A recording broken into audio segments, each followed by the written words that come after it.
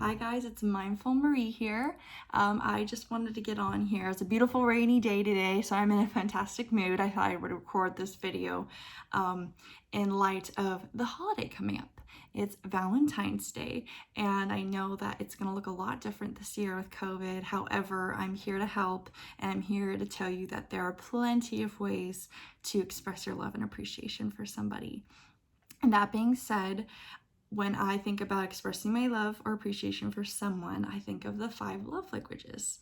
If you have not heard about the 5 love languages, it is a concept that Dr. Gary Chapman had come up with in order to find better ways to communicate or love somebody, and the 5 love languages include words of affirmation, acts of service, quality time, physical touch, and receiving gifts.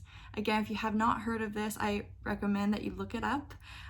Just type in the 5 love languages. I put a link in my blog, and I'll put a link in the show notes. I have my own show already. The notes below. Feel free to take your quiz and find out what your love language is. However, I'm just going to speak on those who already know it. And if not, you'll get kind of an idea of what it really is anyway. So when expressing the 5 love languages, or trying to define your primary love language, you have to keep in mind that the way you express love is not necessarily the way you want to receive love. And according to Dr. Chapman's research, 25% of people don't necessarily express love the way they want to receive love. So I'm a part of the few 25%. For example, I'll give you an example. I love giving gifts. I love wrapping things. I love picking out something special for somebody, even if it barely costs a thing. I love writing the cards. That is my jazz. That is my thing. But however, as much as gifts are great, and I do love gifts, don't not get me a gift, but I would rather spend quality time with somebody. I'd rather have an intellectual conversation about love and about life and spending time with somebody, or I'd prefer an encouraging text saying how somebody's so proud of me. That goes a long way for me. That's something I'll never forget. And as much as gifts are great, like I said, those other things, those other love languages mean a lot more to me. So that's an example of how the way you express love is not necessarily the way you want to receive love. And that's just something to keep in mind when talking about the love languages, or expressing your love for somebody. That's something that we want to be intentional about and kind of communicate if you get what I'm saying. Anyways, I wanted to jump on here and give you a few tips for each love language as to how you can express your love for somebody on Valentine's Day this year, because COVID, like I said, it looks a lot different. And don't panic. A lot of these things don't cost a thing and don't take a lot of time to plan, so don't freak out. I know we're only 2 days away, and a lot of us plan last minute. Not me. I'm the event planner. I don't plan last minute. However, I know that some of you do, and that's okay. So I'm going to first start with words of affirmation. This can easily be just a text. Just text, guys. If your mom, and you live far away from your mom, and she is totally, her primary love language is words of affirmation, oh my goodness, an encouraging text from you saying how much you appreciate and how much you love her, and giving an example of something that made you really happy and something you're thinking about today. I kid you not, this will be amazing. Your mom will wake up with the biggest smile on her face. So sending a text message to somebody whose primary love language is words of affirmation will go a long way, and it doesn't cost you a thing unless you pay for text. I'm not sure what your plan is, but that's beside the point. Or you can write a card. If you do plan in advance, you could probably send the card out to somebody. However, if you want to drop off a card saying something nice, I love cards too. I love writing cards, and I know that they mean a lot to people, and it's something they get to hold on to as well, and they get to read over and over and over again. And it just shows somebody how much you care and how much intention you put into that Valentine's card or gift, So a card doesn't cost a thing. I just went to the dollar store, and it cost there's 2 cards for $1. Seriously, it barely costs a thing. You can not get your Starbucks for like 1 week. Just don't get Starbucks. Just one Starbucks. You can buy a few cards for your friends or your family or your partner, like I said. So that's words of affirmation.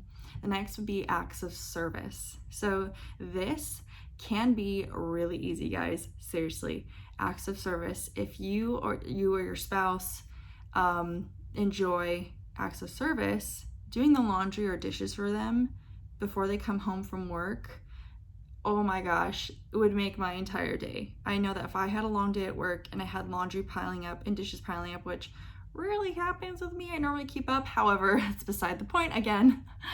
Do the laundry, guys, and the dishes, and I'm telling you, like, that will work. Seriously, it doesn't cost you a thing. Yeah, it costs you time, but just do that for them. Just suck it up, do it. It only takes 15 minutes to an hour, depending on how much laundry or dishes you have.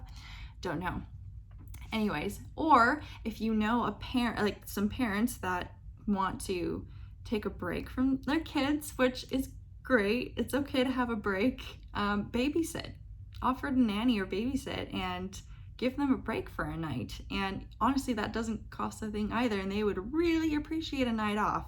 That will go a long way, especially it's a nice way, you know, especially if you feel, of course you got to feel safe, and of course with COVID or whatnot, you have to trust everyone involved, but giving them a night off and some time to enjoy each other for Valentine's Day.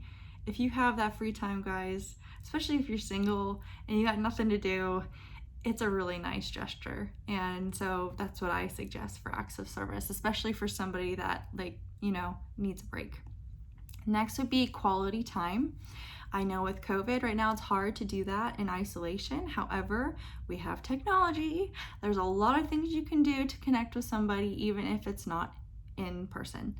So quality time would be, you know, scheduling a Zoom call with a friend, a family member, or if you're doing a long distance relationship, kudos to you. I could not do that. Take the time. If it's half an hour, I know that Zoom has a limit if you're not subscribed to Zoom. It depends on what ISED service you have, or you can use FaceTime, which is completely free if you have Wi-Fi, of course, or you can use WhatsApp, Skype. There are so many things you can do, guys. A Zoom call, just, you know, take that time and put it on the calendar. Put it on the calendar and make it happen. It would make somebody's day, especially if their primary love language is quality time. Another example of quality time would be Netflix and chill. I know that you're all thinking, yeah, right, Netflix and chill, that's probably physical touch, which it can be, and it is. I am talking about the literal meaning of Netflix and chill. I'm talking about a legit, let's choose a movie that we both enjoy, that we both like, and we cuddle on the couch, order some pizza, and just relax and just be with each other. It's just cuddling, nothing sexual, nothing. Like, just be with each other. And I know that that quality time means a lot more to me than anything. Like, that's spending time with each other. That's like a mix of love languages we're talking about. Cuddling is physical touch. You're spending quality time. You might be saying something nice to them. It's words of affirmation. Ordering the pizza is receiving gifts. So it's like the whole thing. That's the whole package. So like I said, quality time, Netflix and chill. Don't think about the actual Netflix and chill. Next would be receiving gifts. And this doesn't have to cost much, guys. I know that at Trader Joe's, the flowers cost $3.99. Seriously, beautiful flowers, $3.99. You guys, I'm telling you right now, if you could just like not go out maybe one night, like don't eat out, like flowers are like, for me, priceless. I love flowers. You don't need to spend, like, you don't need to buy me expensive things. Flowers work. And I know I speak for most women. So just like some flowers, guys, like especially if it's her favorite color. It doesn't have to be red roses, you know? I know one of my favorite flowers, actually I do like plants too, but one of my favorite flowers is like an orchid. You know, an orchid is like so beautiful, and it's just so simple. It's not, you know, it doesn't need to be like a huge bouquet of flowers. Like I said, whatever she likes, like the flowers, or guys, if you like flowers too, I'll buy you flowers. If you like flowers, I'll get you some cool red flowers. Like I said, it doesn't have to cost much, you know. And the gift, you can also give the gift of time. I know that can be quality time, but giving the gift of your time is a lot more precious than actually monetizing or buying something. You know, giving your time of day to do something for somebody, which can be acts of service. Like I said, I'm combining love languages, but you get what I'm saying. The gift of time is so, it means more to me that you give me your time than giving me a gift.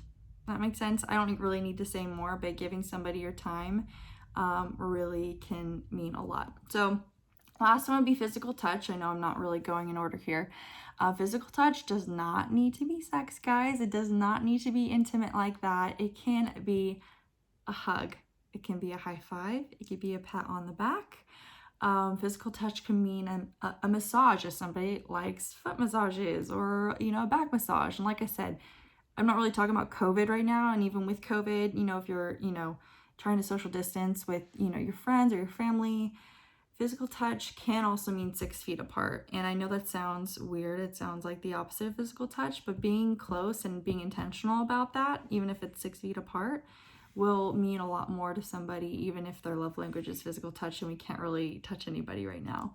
But if you are with your partner, like I said, it doesn't have to be sex. It can be cuddling. It could be a nice long hug after a long day. I know I love good hugs. Good hugs are amazing, and you can give anybody a hug that wants a hug, of course. So that's physical touch. I don't think I need to go into more detail about that, but I hope you guys enjoyed this video, and I really hope that you take the time to really communicate the love languages with the people that you care about, and that person that you care about. And so I highly encourage you to check that out. I'll put the link below, and the link will be in my blog as well, my blog post. But I love you guys, and I hope you have a fantastic Valentine's Day regardless of the circumstances. And yeah, take care.